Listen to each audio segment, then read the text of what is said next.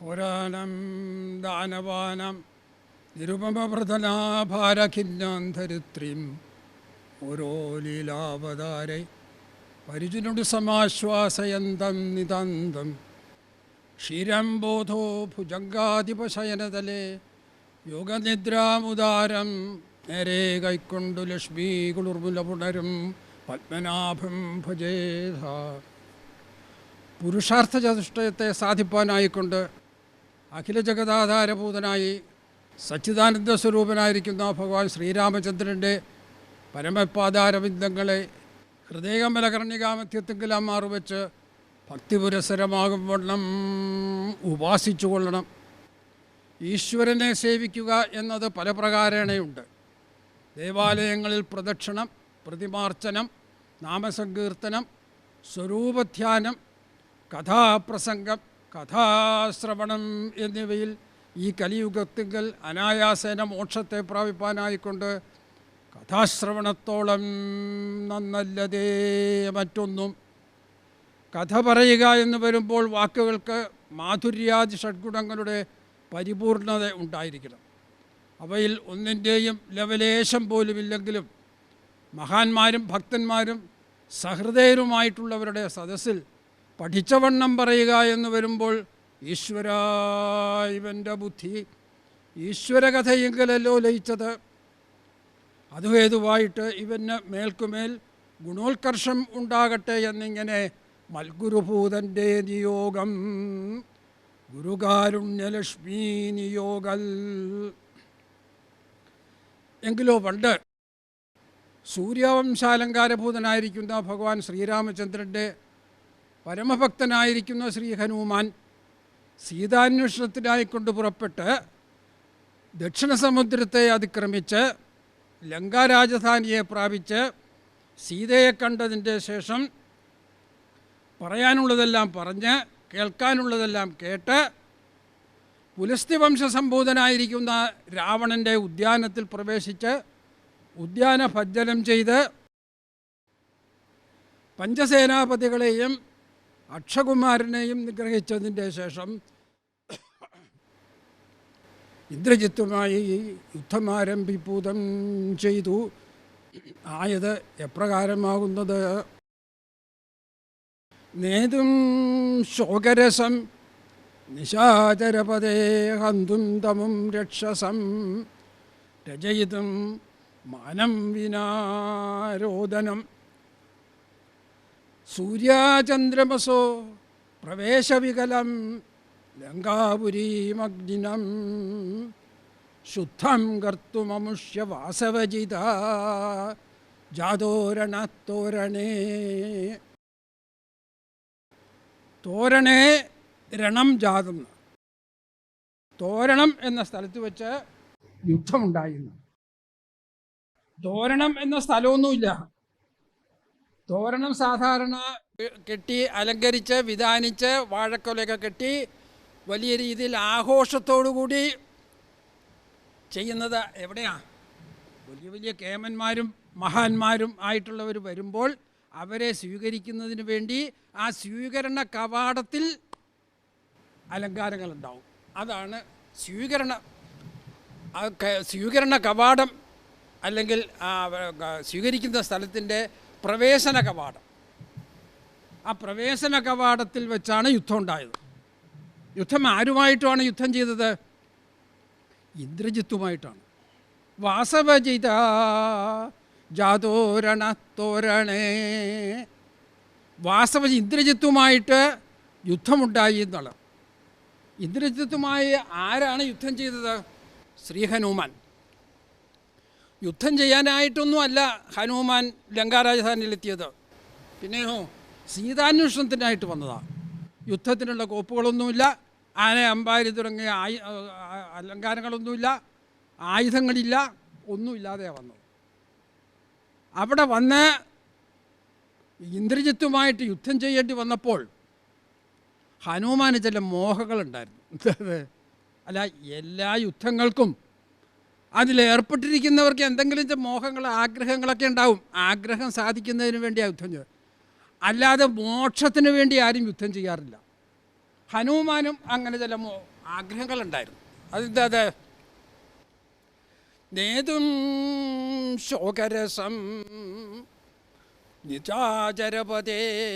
നിശാചരപതിക്ക് രാക്ഷസ ചക്രവർത്തിയായ രാവണന് ശോകരസമുണ്ടാണ്, ദുഃഖം ഉണ്ടാകണം. രാവണന് ദുഃഖം ഉണ്ടാകാൻ എന്താ ചെയ്യേണ്ടത്? ഹന്തുന്തമും രക്ഷസം, കുറേ രാക്ഷസന്മാരെ ഇപ്പോൾ കൊല്ലണം. എന്തിനാണ് രാക്ഷസന്മാരെ കൊല്ലുന്നത്?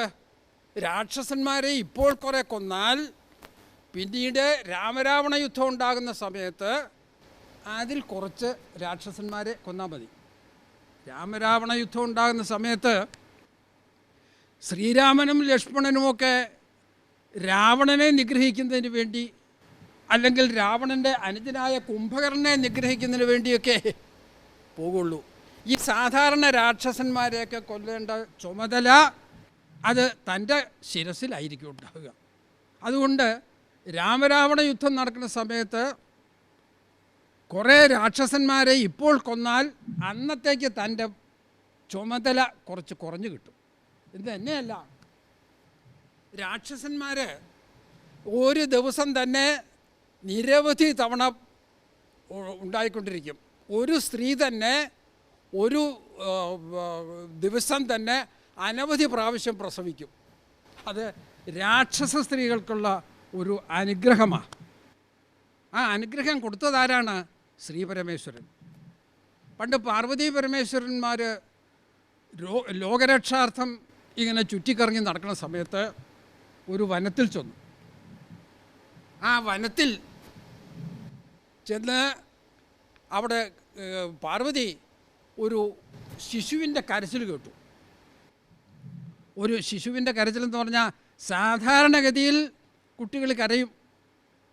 ആ കരച്ചിൽ കേട്ടപ്പോൾ പാർവതിക്ക് സാരം ബുദ്ധിമുട്ട് തോന്നി. എന്താ അത്? ശിവനോട് പറഞ്ഞു, ഇത് ഈ കേൾക്കുന്ന കരച്ചിൽ ഇപ്പോൾ പ്രസവിച്ച് വീണ ഒരു കുട്ടിയുടെ കരച്ചിലാണ്, നമുക്കൊന്ന് അവിടം വരെ നോക്കിയിട്ട് പോകാം. അപ്പോൾ ശിവൻ പറഞ്ഞു, അല്ല പാർവതി, ഈ വനമാകുമ്പോൾ പലതരത്തിലുള്ള ശബ്ദങ്ങൾ കേൾക്കും.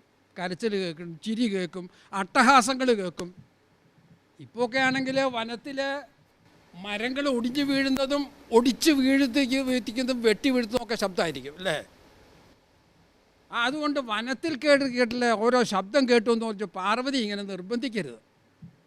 അല്ല, നമ്മൾ ലോകരക്ഷാർത്ഥം സഞ്ചരിക്കുന്നു എന്ന് പറഞ്ഞിട്ട് ഒരു കുട്ടിയുടെ കരച്ചിൽ കേട്ടിട്ട് അവിടെ ചെന്ന് അന്വേഷിച്ചില്ല എന്ന് പറഞ്ഞാൽ പിന്നെ ആളുകൾ പഴി പറയില്ലേ?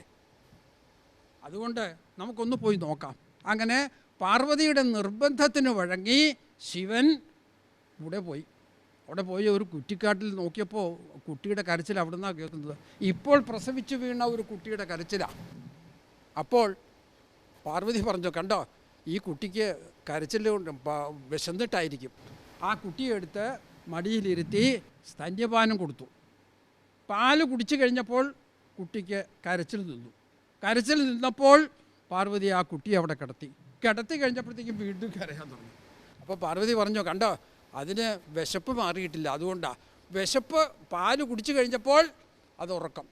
അതുകൊണ്ട് വീണ്ടും ആ കുഞ്ഞിനെടുത്ത് താലോലിച്ച് സ്തന്യപാനം കൊടുത്തു. വീണ്ടും അത് ഉറങ്ങി. ഇങ്ങനെ ഉറങ്ങും, പാല് കൊടുക്കും, വീണ്ടും ഉറങ്ങും. ഇങ്ങനെ ആയപ്പോൾ ശിവൻ പറഞ്ഞു, പാർവതി ഒരു കാര്യം ചെയ്യൂ. പാർവതി അതിനെ പാല് കൊടുത്തുകൊണ്ട് ഉറക്കിക്കൊണ്ടൊക്കെ ഇങ്ങനെ ഇവിടെ ഇരുന്നോളൂ, ഞാൻ പോവുക. അല്ല, അങ്ങനെ പറഞ്ഞാൽ എങ്ങനെയാണ്? നമ്മൾ ലോകരക്ഷാർത്ഥമല്ലേ ഇറങ്ങിയിരിക്കുന്നത്.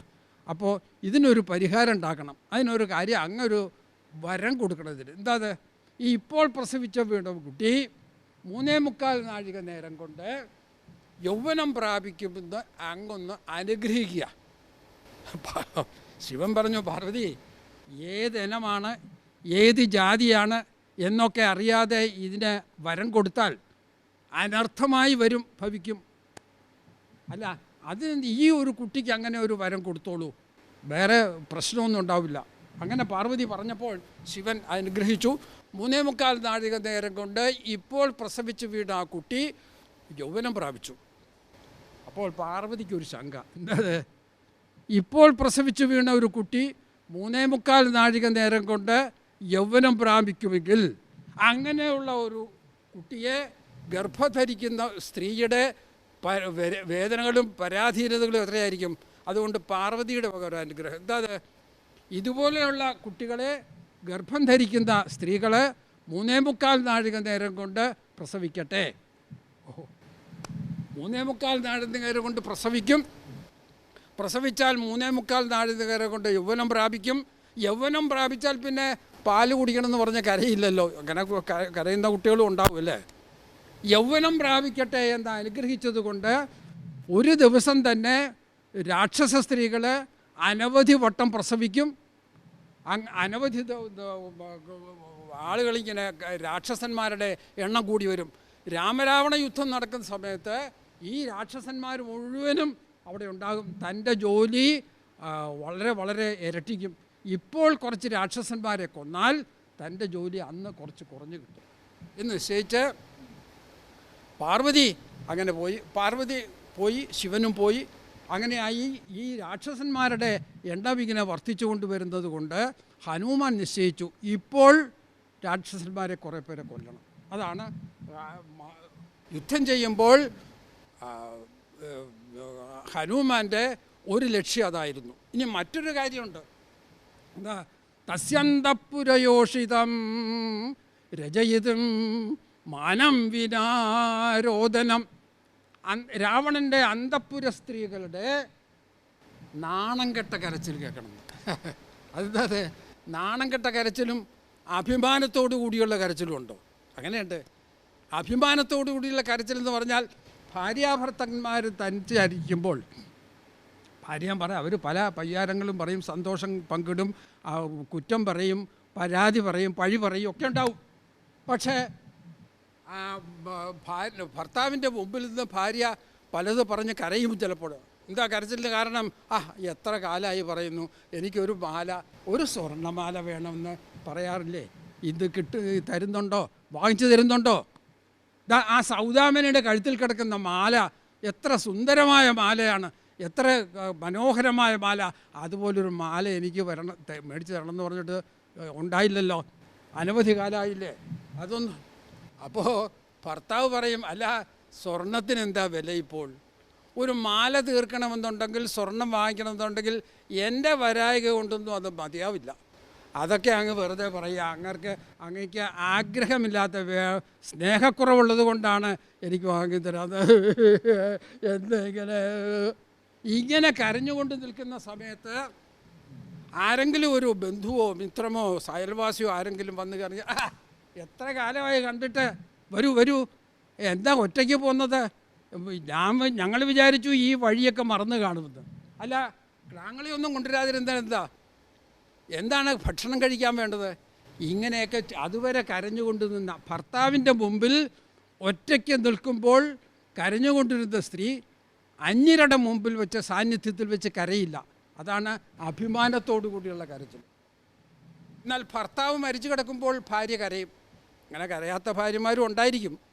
പക്ഷേ സാധാരണഗതിയിൽ ഭർത്താവ് മരിച്ചു കിടക്കുമ്പോൾ ഭാര്യ കരയും. ഭാര്യ കരയുമ്പോൾ അടുത്ത അയൽവാസികൾ ആശ്വസിപ്പിക്കാൻ വരും, ബന്ധുക്കൾ ആശ്വസിപ്പിക്കാൻ വരും. അല്ല, ഇങ്ങനെ കരഞ്ഞാൽ എങ്ങനെയാണ്? ആരാണെങ്കിലും ലോകത്തിൽ ജനിക്കുന്നവരൊക്കെ മരിക്കും. അപ്പോൾ ഈ മരണം കൊണ്ട് ഇങ്ങനെ കിടന്ന് ദുഃഖിച്ചാൽ എങ്ങനെയാണ്? കരഞ്ഞുകൊണ്ടിരുന്നാൽ എങ്ങനെയാണ്? ആശ്വസിക്കൂ, കുറച്ചു നേരം ആശ്വസിക്കൂ, സമാധാനമായിട്ടിരിക്കൂ. ക്ലാങ്ങടെ കാര്യം ആലോചിക്കണ്ടേ, എന്താ ഇങ്ങനെ എന്നൊക്കെ പറഞ്ഞാൽ ആശ്വസിപ്പിച്ചത് കൊണ്ട് ഏതെങ്കിലും സ്ത്രീ ഭർത്താവ് മരിച്ചിരിക്കുമ്പോൾ കരയാതിരിക്കുമോ? കരയും. അവർ കരഞ്ഞുകൊണ്ടേയിരിക്കും. അത് സ്വഭാവമാണത്. അതുകൊണ്ട് അത് നാണം കെട്ട കരച്ചിലാണ്. ആ നാണം കെട്ട കരച്ചിൽ കേൾക്കണമെന്നാണ് ഹനുമാൻ്റെ ആഗ്രഹം. ആരുടെ? രാക്ഷസ സ്ത്രീകളുടെ, രാവണൻ്റെ അന്തഃപുര സ്ത്രീകളുടെ നാണം കെട്ട കരച്ചിൽ കേൾക്കണം എന്ന് പറഞ്ഞാൽ രാവണൻ്റെ അന്തഃപുര സ്ത്രീകൾക്ക് വൈധവ്യം വരണം എന്നാണ് ഹനുമാൻ്റെ ആഗ്രഹം. അതനുസരിച്ച് ഈ കുറേ പേരെ ഇപ്പോൾ നിഗ്രഹിക്കണം എന്ന് മാത്രമല്ല മറ്റൊരാഗ്രഹങ്ങൾ കൂടെയുണ്ട്. എന്താണത്? സൂര്യാചന്ദ്രവസോ പ്രവേശവികലം ലങ്കാപുരിം അഗ്നിനാം ശുദ്ധാം കർത്തും. ലങ്കാപുരി മുഴുവനും ചുട്ടുകരിക്കണം, ലങ്കാദഹനം സാധ്യമാകണം. എന്താ അത് കാരണം? ലങ്കാരാജ്യം രാജധാനി മുഴുവനും അഴുക്ക് ചാലുകളാണ്. എല്ലാ രാജധാനികളും മിക്കവാറും അഴുക്ക് ചാലുകളായിരിക്കും, എല്ലാം എന്ന് പറയാനില്ല, ചിലയിടത്തൊക്കെ വ്യത്യാസം ഉണ്ടാവും. പക്ഷേ ലങ്കാരാജധാനിയിൽ അഴുക്കുകൾ കൂടുന്നു, രോഗാണുക്കൾ വർദ്ധിക്കുന്നു, ആ വൃത്തികേടുകൾ വർദ്ധിക്കുന്നത് കാരണം അവിടെ സൂര്യചന്ദ്രന്മാർ ഉദിക്കാറില്ല. സൂര്യചന്ദ്രന്മാർ ഉദിക്കാത്ത രാജധാനിയിൽ അഴുക്കുകൾ കൂടും, രോഗാണുക്കൾ കൂടും. അതുകൊണ്ട് ഹനുമാൻ നിശ്ചയിച്ചു, രാമരാവണ യുദ്ധം നടക്കുന്ന സമയത്ത് ഈ അഴുക്കുകൾ കൂമ്പാരമുള്ള സ്ഥലത്തേക്ക് ശ്രീരാമനെ കൊണ്ടുവരുന്നത് മോശമായ കാര്യമാണ്. അതുകൊണ്ട് തൻ്റെ പരിശ്രമ ഫലമായി ഈ ലങ്കാരാജധാനിയിൽ അഴുക്കുണ്ടാകാൻ പാടില്ല, വൃത്തികേടുണ്ടാകാൻ പാടില്ല, രോഗാണുക്കൾ ഉണ്ടാകാൻ പാടില്ല. അതുകൊണ്ട് ഇത് എങ്ങനെയെങ്കിലും കുറച്ച് ചുട്ടുകരിക്കണം. ചുട്ടുകരിച്ചാൽ പിന്നെ തെളിവുകളൊന്നുമില്ലല്ലോ, പിന്നെ അഴുക്കുകളൊന്നും ഉണ്ടാവില്ല, ശുദ്ധമായിട്ടായിരിക്കും, ചാരമായി പോകും. ലങ്കാരാജധാനിയിൽ മുഴുവനും ചുട്ടുകരിച്ചാൽ ലങ്കാദഹനം സാധ്യമാകണം എന്നുള്ളത് ആഗ്രഹമായിരുന്നു ഹനുമാൻ. യുദ്ധം തുടങ്ങുമ്പോൾ എന്താ സൂര്യചന്ദ്രന്മാർ ഉദിക്കാത്തത്? അത് രാവണൻ തന്നെയാണ് അതിൻ്റെ കാരണക്കാരൻ. രാവണന് 3 ലോകങ്ങളിലും ശത്രുക്കളൊന്നും ഇല്ലാതായി. എന്താ കാരണം? അത്രയ്ക്ക് ശക്തിമാനാണ്, അത്രയ്ക്ക് വിദഗ്ധനാണ് രാവണൻ. ആ രാവണനോട് എതിരിടാൻ കെൽപ്പുള്ള, ധൈര്യമുള്ള ആരും 3 ലോകങ്ങളില്ലാതായി. അപ്പോൾ രാവണന് കൈത്തരിപ്പ് തീർക്കാനൊരു വഴിയില്ല. 20 കൈകളും ചുരുട്ടി വയ്ക്കുകയല്ലാതെ ആരെയും നേരിടാൻ അയാൾക്ക് കിട്ടാതായി, ശത്രുക്കളെ കിട്ടാതായി. അപ്പോൾ സ്വന്തം രാജ്യത്തെ പ്രജകളുമായി മല്ലയുദ്ധം നടത്തി കൈത്തിരിപ്പ് മാറ്റിയാൽ ആ രാക്ഷസന്മാരൊക്കെ ചത്തുവീഴും. എന്നാ വേണ്ട, വല്ല കുന്നോ പർവ്വതമോ ഒക്കെ അവിടെ ചെന്നിട്ട് ഇടിച്ച് കൈത്തരിപ്പ് തീർക്കാമെന്ന് വെച്ചാൽ ആ കുന്നെല്ലാം തകിട് പൊടിയായി ഭസ്മമാകും. അപ്പോൾ രാവണൻ നിശ്ചയിച്ചു ദേവലോകത്ത് വെച്ച് പോവുക. ദേവലോകത്ത് ചെന്നാൽ ദേവന്മാരുമായി മുഷ്ടിയുദ്ധം നടത്തി കൈത്തരിപ്പ് തീർക്കാം. ദേവന്മാരാകുമ്പോൾ മരിക്കില്ല, അവർ അമരന്മാരാണ്. ദേവന്മാർ അമരന്മാരായതുകൊണ്ട് മുഷ്ടിയുദ്ധം നടത്തിയാൽ എത്ര കാലം വേണമെങ്കിലും യുദ്ധം ചെയ്യാം. അതുകൊണ്ട് ദേവലോകത്ത് ചെന്ന് ദേവന്മാരുമായി മുഷ്ടിയുദ്ധം തുടങ്ങി. പലരും യുദ്ധത്തിന് തയ്യാറായി ചെന്നെങ്കിലും അവശന്മാരായി കിടപ്പ് രോഗികളായി മാറി. അപ്പോൾ ദേവസ്ത്രീകളെല്ലാം പുറത്തിറങ്ങി നടക്കേണ്ട ആവശ്യം വന്നു. ഓരോരോ ആവശ്യങ്ങൾക്ക് വേണ്ടി പുരുഷന്മാർ ശയ്യാവലംബികളായതുകൊണ്ട് ദേവസ്ത്രീകൾ ഇറങ്ങി നടക്കേണ്ടി വന്നു. അങ്ങനെ ഇറങ്ങി നടന്നപ്പോൾ രാവണൻ അവരെയൊക്കെ പിടിച്ചു. ഉർവശി, മേനക, രംഭ, തിലോത്തമ തുടങ്ങിയ ദേവസ്ത്രീകളെ പിടിച്ച് കെട്ടി രാവണൻ വരുന്ന വഴിക്ക്, ലങ്കാരാജധാനിയിലേക്ക് വരുന്ന വഴിക്ക് ആ ദേവലോകത്ത് അനവധി ദേവദാരുക്കളുണ്ട്. മനോഹര വൃക്ഷങ്ങളാണ്. എല്ലാ കാലത്തും തളിരുണ്ടാകും, മനോഹരമായ വൃക്ഷങ്ങളുണ്ടാകും. രാവണൻ നിശ്ചയിച്ചു ഈ ദേവലോകത്ത് നിന്ന് കുറേ ദേവദാരുക്കൾ പിഴുതു കൊണ്ടുപോകാം എന്ന് നിശ്ചയിച്ച് രാവണൻ അതുമൊക്കെ പിഴുതെടുത്ത് ഈ ദേവസ്ത്രീകളെയും കൂട്ടി രാവണൻ്റെ രാജധാനിയിലേക്ക് പോയി. ആ രാവണൻ്റെ തോട്ടത്തിൽ ഈ വൃക്ഷങ്ങളൊക്കെ നട്ടുപിടിപ്പിക്കുന്നതിന് വേണ്ടിയുള്ള നിർദ്ദേശങ്ങൾ കൊടുത്തു. എല്ലാം നല്ല രീതിയിൽ വെള്ളമൊഴിച്ച് വളമിട്ട് ശുശ്രൂഷിച്ചോളണം. അതിനു വേണ്ടിയുള്ള പ്രത്യേകം ആൾക്കാരെയൊക്കെ നിയോഗിച്ചു. പക്ഷേ ഒരു ദിവസം രാവണൻ തൻ്റെ പൂങ്കാവനത്തിൽ ഇറങ്ങി നോക്കിയപ്പോൾ ഈ ദേവദാരുക്കളൊക്കെ ഇങ്ങനെ ഉണങ്ങി, ഇലകളൊക്കെ കൊഴിഞ്ഞ് പുഷ്പങ്ങളൊന്നുമില്ലാതെ നിൽക്കുന്നത് കണ്ട് രാവണന് കോപം വന്നു. രാവണൻ അവരുടെ ഉദ്യാനപാലകന്മാരെ വിളിച്ച് ശകാരിച്ചു. എന്താ ഇതിനൊന്നും വെള്ളമൊഴിക്കാറില്ല, വളമിടാറില്ല, നിങ്ങൾക്ക് ആന്യം തരുന്നത് അതിന് വേണ്ടിയല്ലേ, നിങ്ങളെന്താ ഒന്നും ചെയ്യാത്തത്? അപ്പോൾ ഒരു പറഞ്ഞു, പ്രഭു അതിന് വെള്ളം ഒഴിക്കാത്തതുകൊണ്ടല്ല, അതിൻ്റെ തടത്തിൽ ഇപ്പോഴും വെള്ളമുണ്ട്. പക്ഷേ വളമിടാത്തത് കൊണ്ടുമല്ല, അതിഗംഭീരമായ ചൂടാണ്, സൂര്യൻ കത്തിജ്വലിക്കുകയാണ്, ആഗോള താപനമല്ലേ, സൂര്യൻ കത്തിജ്വലിക്കുകയാണ്. അതുകൊണ്ടാണ് സൂര്യൻ്റെ ചൂട് കൂടുതലായതുകൊണ്ടാണ് ഇതിന് ഇലകൾ കൊഴിയുന്നതും പൂക്കളില്ലാതിരിക്കുന്നതും ചെടി ഉണങ്ങാൻ തുടങ്ങുന്നതും. അതുകൊണ്ടാണ്. ഞങ്ങളുടെ കുറ്റമല്ല, ഞങ്ങൾ ഒഴിക്കുന്നുണ്ട്, വെള്ളം ഒഴിക്കുന്നുണ്ട്. അപ്പോൾ നോക്കിയപ്പോൾ സൂര്യൻ ഉദിച്ചു നിൽക്കുകയാണ്, കത്തി ജ്വലിക്കുകയാണ്. സൂര്യനോട് പറഞ്ഞു രാവണൻ പറഞ്ഞു, ഇപ്പോൾ ഓടുന്നെന്ന് പറഞ്ഞു.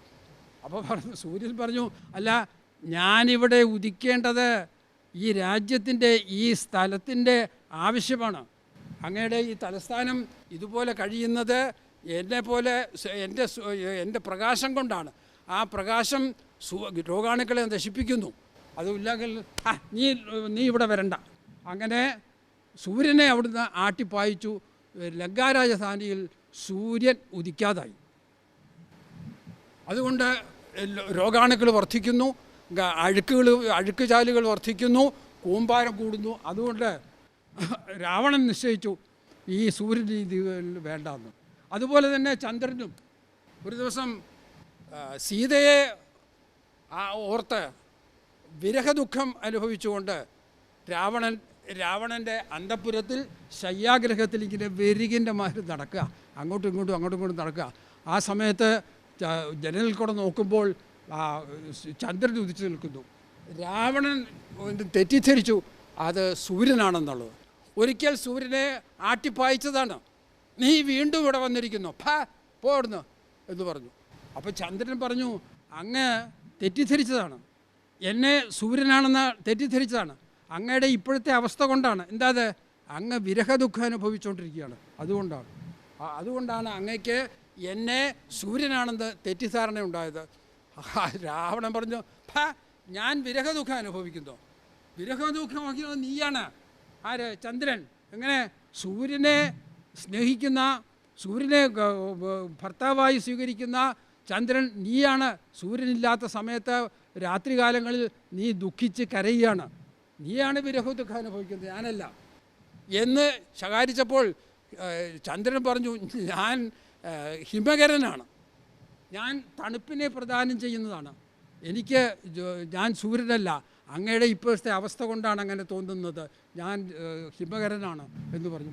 നീയും വേണ്ട. അങ്ങനെ സൂര്യചന്ദ്രന്മാർ ലങ്കാരാജധാനിയിൽ ഉദിക്കാതായതുകൊണ്ട് രാവണൻ്റെ രാജ്യം മുഴുവനും അനവധി തരത്തിലുള്ള രോഗങ്ങളുണ്ടായി തുടങ്ങിയപ്പോൾ ഹനുമാൻ നിശ്ചയിച്ചു, ഇങ്ങനെയുള്ള രോഗാണുക്കൾ വർദ്ധിച്ചു വരുന്ന, അഴുക്കുകൾ വർദ്ധിച്ചിട്ടുള്ള ഈ സ്ഥലത്തേക്ക് രാമരാവണ യുദ്ധം നടക്കുന്ന സമയത്ത് ശ്രീരാമചന്ദ്രനെ ഇവിടെ കൊണ്ടുവരാനാവില്ല. അതുകൊണ്ട് അതിനു മുൻപായിട്ട് ലങ്കാദഹനം സാധ്യമാകണം എന്നുള്ള ഈ ആഗ്രഹങ്ങളോടുകൂടിയാണ് ഹനുമാൻ ഇന്ദ്രജിത്തുമായി യുദ്ധം ആരംഭിച്ചത്. ഇന്ദ്രജിത്തിനെ രാവണൻ അയച്ചതാണ്. രാവണൻ തൻ്റെ ഇളയ പുത്രനായ അക്ഷകുമാരൻ മരിച്ചു എന്നറിഞ്ഞപ്പോൾ രാവണൻ നിശ്ചയം, എന്നാൽ ഞാൻ തന്നെ അങ്ങോട്ട് പൊക്കളയാം. എന്താ അത്?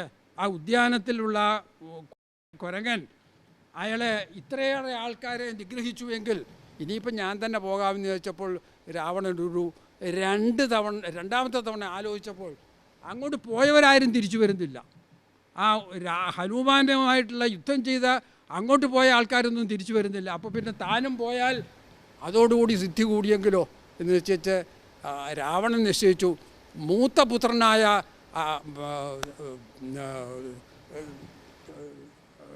ഇന്ദ്രജിത്തിനെ അയക്കാമെന്ന് നിശ്ചയിച്ച് ഇന്ദ്രജിത്ത് യുദ്ധത്തിന് ചെന്നപ്പോൾ ഹനുമാൻ പുതിയ ആളാ, പുതിയ വരവാണ്. എന്താണത്? ഇന്ദ്രജിത്ത് കേട്ടിട്ടുണ്ട്, കെങ്കേമനാണ്. എന്താ അത്? ഇന്ദ്രനെ ജയിച്ചയാളാ.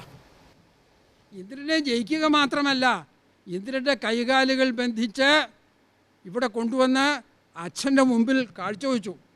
എന്നിട്ട് പറഞ്ഞു, അച്ഛാ അതാ ഇന്ദ്രനെ കൈകാലുകൾ ബന്ധിച്ച് ഇവിടെ കൊണ്ടുവന്നിട്ടുണ്ട്, എന്താ വേണ്ടത്? രാവണൻ പറഞ്ഞു, ഇന്ദ്രജിത്തിനോട് പറഞ്ഞു, അല്ല, ആ വിദ്വാനെ ഇതിനകത്ത്, കൊട്ടാരത്തിനകത്ത്, ആ അന്തഃപുരത്തിനകത്ത് കയറ്റാൻ കൊള്ളൂല. അതുകൊണ്ട് ആ കൊടിമരത്തറയ്ക്കൽ കെട്ടിയിട്ടേരെ. കൈകാലുകൾ ബന്ധിച്ച് ഇന്ദ്രജിത്തിനെ ആ കൊടിമരത്തറയ്ക്കൽ അനവധി കാലം കെട്ടിയിട്ടു. അവിടെ കിടന്ന് വെയിലും മഴയും കൊണ്ട് മലമൂത്ര വിസർജനങ്ങളെല്ലാം സഹിച്ച് അവിടെ കിടന്നു. ആ ഇന്ദ്രജിത്താണ് ഇപ്പോൾ തന്നോട് യുദ്ധം ചെയ്യാൻ വന്നിരിക്കുന്നത്. കണ്ടപ്പോൾ തന്നെ തോന്നി കെങ്കേമനാണ്. എന്നുവെച്ചാൽ ഇപ്പോൾ യുദ്ധം ചെയ്യാതിരിക്കാൻ പറ്റില്ലല്ലോ. ബാക്കിയുള്ളവരെയൊക്കെ യുദ്ധം ചെയ്ത് നിഗ്രഹിച്ചു. ഇന്ദ്രജിത്തിനോട് യുദ്ധം ചെയ്യാൻ തൻ്റെ ഹനുമാൻ നിശ്ചയിച്ച് യുദ്ധത്തിന് തുടങ്ങി. അനവധി നേരം യുദ്ധം ചെയ്തു. ചില സമയത്ത് ഇന്ദ്രജിത്ത് ജയിക്കും, ഹനുമാൻ തോൽക്കും. തിരിച്ച് ഹനുമാൻ ജയിക്കും, ഇന്ദ്രജിത്ത് തോൽക്കും. ഇങ്ങനെ അന്യോന്യം ജയിനോ പരാജയുതോ സ്യാതഞ്ചരക്ഷകവി ശൂരോ ദുഷ്പ്രസഹ പ്രതാപരുചിരോ രുദ്രക്ഷണീയാകൃതി ബ്രഹ്മാസ്ത്രേണ ബബദ്ധ തുഷ്ടുപുരതോ ഇത്യാദശസ്യൽപജം. ആ രാവണൻ്റെ പുത്രനായ ഇന്ദ്രജിത്തും ഹനുമാനും തമ്മിൽ അനവധി സമയം യുദ്ധം ചെയ്തു. ചില സമയത്ത് ഒരാൾ ജയിക്കും, മറ്റയാൾ തോൽക്കും, നേരെ തിരിച്ചും. ഇങ്ങനെയായി യുദ്ധം അനവധി നേരം നീണ്ടു നിന്നപ്പോൾ ഇന്ദ്രജിത്ത് നിശ്ചയിച്ചു, അല്ല ഇവൻ ചില്ലറക്കാരനല്ല. ആര്? ഹനുമാൻ ചില്ലറക്കാരനല്ല. ഇത്രയും നേരം അവനുമായി യുദ്ധം ചെയ്തിട്ടും അവനെ തോൽപ്പിക്കാൻ ഇതുവരെ കഴിഞ്ഞില്ല. താനാണെങ്കിലും വളരെയേറെ ക്ഷീണിതനായി. അപ്പോൾ ഇന്ദ്രജിത്ത് നിശ്ചയിച്ചു, ഇവനെ നിഗ്രഹിക്കണമെങ്കിൽ ബ്രഹ്മാസ്ത്രം പ്രയോഗിക്കണം. അങ്ങനെ ഇന്ദ്രജിത്ത് ബ്രഹ്മാസ്ത്രം പ്രയോഗിക്കാൻ തീരുമാനിച്ച്, ബ്രഹ്മാസ്ത്രം എന്ന് പറഞ്ഞൊരു അസ്ത്രമൊന്നുമില്ല, ഏത് വില്ലും അമ്പും എടുത്ത് ആ ബ്രഹ്മാസ്ത്രത്തിൻ്റെ മന്ത്രം ചൊല്ലി വിട്ടാൽ ബ്രഹ്മാസ്ത്രമാകും. അതോടുകൂടി അവൻ്റെ കഥ കഴിയും. അതാ ആ ബ്രഹ്മാസ്ത്രം പ്രയോഗിക്കാൻ ഇന്ദ്രജിത്ത് നിശ്ചയിച്ചപ്പോൾ തന്നെ ഹനുമാന് മനസ്സിലായി. വരുന്ന വരവ് കണ്ടപ്പോഴേ മനസ്സിലായി അത് ബ്രഹ്മാസ്ത്രമാണെന്ന്. ഹനുമാൻ നിശ്ചയിച്ചു, ആ ബ്രഹ്മാസ്ത്രത്തെ തടയണ്ട. എന്താ അത്? ബ്രഹ്മാസ്ത്രത്തെ തടഞ്ഞാൽ തൽക്കാലം യുദ്ധം അവസാനിക്കും. പക്ഷേ ബ്രഹ്മാസ്ത്രത്തിന് ഏറ്റ് അതുമൂലമുണ്ടാകുന്ന ബോധക്ഷയം 3.25 നാഴിക നേരത്തേക്കേ ഉണ്ടാവുള്ളൂ. അങ്ങനെ ഒരു 3.25 നാഴിക നേരത്തേക്ക് ബോധക്കെട്ട് ഇരിക്കണം എന്ന് ഹനുമാന് ഒരു ശാപമുണ്ട്, ബ്രഹ്മാവിൻ്റെ ശാപമുണ്ട്. ആ ശാപം ഇപ്പോൾ ഏറ്റുവാങ്ങിക്കളയാം. അതായത് പിന്നീട് രാമരാവണ യുദ്ധം ഉണ്ടാകുന്ന സമയത്ത് ഈ ബ്രഹ്മാസ്ത്രം ആരെങ്കിലും പ്രയോഗിക്കാതിരിക്കില്ല. അങ്ങനെ ബ്രഹ്മാസ്ത്രം പ്രയോഗിച്ചാൽ 3.25 നാഴിക നേരം താൻ ബോധരഹിതനായി കിടക്കും. അങ്ങനെ ബോധരഹിതനായി കിടന്നാൽ എന്താ കൊണ്ടുള്ള ഭവിഷ്യത്ത്? രാമന് ജോലിഭാരം കൂടും. അതായത് രാമനെ സഹായിക്കുന്നയാളാണ് ഹനുമാൻ. ആ ഹനുമാൻ ബോധരഹിതനായി കിടന്നാൽ രാമന് കൂടുതൽ ജോലിഭാരമാകും. കൂടുതൽ ശത്രുക്കളെ രാമൻ തന്നെ നേരിടേണ്ടി വരും. അതുകൊണ്ട് ആ രാമന് ഭാവിയിൽ കൂടുതൽ ശ്രമം ചെയ്യേണ്ടി വരും എന്നുള്ളത് തടയുന്നതിന് വേണ്ടി ഹനുമാൻ ആ ബ്രഹ്മാസ്ത്രം ഇപ്പോൾ ഏറ്റുവാങ്ങാൻ തീരുമാനിച്ച് ബോധരഹിതനായി. അങ്ങനെ ബോധരഹിതനായി കിടന്നപ്പോൾ രാക്ഷസന്മാരെല്ലാം സന്തോഷിച്ചു. ദാ കുരങ്ങച്ചൻ ചത്തേ എന്ന് പറഞ്ഞ് ആ രാക്ഷസന്മാരെല്ലാവരും അടുത്ത് കൂടാൻ തുടങ്ങി. ഒരു ശകലം കഴിഞ്ഞപ്പോൾ, കുറച്ചു നേരം കഴിഞ്ഞപ്പോൾ ഹനുമാൻ കണ്ണു തുറന്ന് പതുക്കെ എഴുന്നേറ്റ് ഇന്ദ്രജിത്തുമായി യുദ്ധം തുടങ്ങും. ഇന്ദ്രജിത്തിനെ നെഞ്ച് നോക്കി ഇടിച്ച് താഴെ വീഴ്ത്തി. ഉടൻ തന്നെ ഉദ്യാനപാലകന്മാരായ രാക്ഷസന്മാർ അവിടുന്ന് ഓടി ഒളിച്ചു കളി. കാരണം ഹനുമാൻ്റെ ശത്രു ഇന്ദ്രജിത്ത് വീണെങ്കിൽ, മരിച്ചു വീണെങ്കിൽ പിന്നെ ഹനുമാൻ ഈ രാക്ഷസന്മാരുമായിട്ടായിരിക്കും യുദ്ധം ചെയ്യാൻ വരിക. അതുകൊണ്ട് എല്ലാവരും ഭയന്നോടി കുറച്ച് തിരിഞ്ഞ് നോക്കിയപ്പോൾ ഇന്ദ്രജിത്ത് വീണ്ടും എഴുന്നേറ്റ് വരുന്നു. ഇങ്ങനെ ചിലപ്പോൾ ഇന്ദ്രജിത്ത് ജയിക്കും, ഹനുമാൻ തോൽക്കും. ഇങ്ങനെ തിരിച്ചും മറിച്ചും യുദ്ധം ചെയ്ത് അവസാനം ബ്രഹ്മാസ്ത്രമേറ്റ് തളർന്ന് ബോധരഹിതനായി ഹനുമാൻ കിടന്ന് ഹനുമാനെ പിടിച്ചു കെട്ടി രാവണൻ്റെ മുമ്പിൽ കൊണ്ടുപോയി ഇരുത്തി. അങ്ങനെ പിന്നീടുണ്ടായ സംഭാഷണത്തിൽ ഹനുമാനും രാവണനും തമ്മിലുണ്ടായ സംഭാഷണ കോലാഹലങ്ങൾക്ക് അവസാനം ഹനുമാനെ പിടിച്ചു കെട്ടി വാലിൽ തീ കൊളുത്തി ലങ്കാരാജധാനി മുഴുവനും ചാമ്പലാക്കി ലങ്കാദഹനം സാധ്യമായി. അപ്രകാരം എല്ലാം ഇരിക്കുന്ന ശ്രീരാമചന്ദ്രൻ എല്ലാവരെയും രക്ഷിക്കുമാറാകട്ടെ. ആയവിടെ സ്ഥിതി ചെയ്തു അമരീകപരീഭാരഭ്രമരീ മുഹരീകൃതം ദൂരീകരോതു ദുരിതം ഗൗരീചരണപങ്കജം.